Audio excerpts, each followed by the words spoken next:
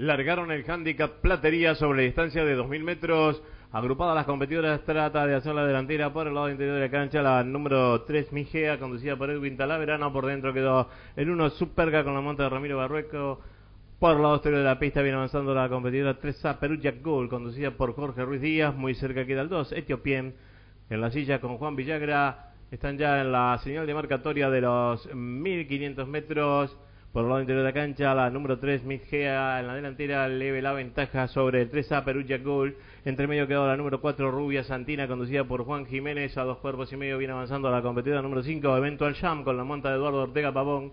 Están ya en la recta opuesta. Continúa la número 3, Migea, en la delantera. Le la ventaja ahora sobre el 4, Rubia Santina, que se mantiene expectante buscando la puntera por fuera. A cuerpo y medio lo hace el 3A, Perugia Gold. A cuerpo y medio viene avanzando la número 1, Superga. Muy cerca ha quedado el 5, Eventual Jam. A medio cuerpo esto lo hace por fuera el 6, Chupetina, conducido por Lucrecia Carabajal. Están ya en la señal de marcatoria ahora de los 900 metros. La número 3, Migea, se mantiene en la delantera, 2 cuerpos y medio de ventaja sobre el 4, Rubia Santina.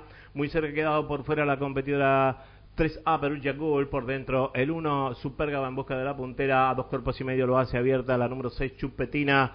Muy cerca ha quedado por dentro la número 5, Eventual Jam. A cuerpo y medio viene avanzando el 2, Etiopien.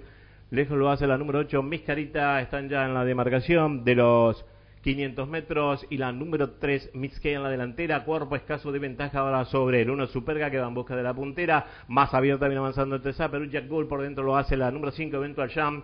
Están en la señal de marcatoria de los 300 metros y la número 3, Migea, se mantiene delantera ahora con 2 cuerpos y medio de ventaja sobre el 3A, Perugia Gold, que va en busca de la puntera por fuera. 150 metros finales, el 3A, Perugia Gold, ahora en la delantera con la ventaja sobre la número 3, Migea. Muy cerca quedó el 1, Superga, pocos metros para el disco. La número 3A, Perugia Gold, conducida por Jorge Ruiz Díaz, impone en el handicap Platería y cruzaron el disco.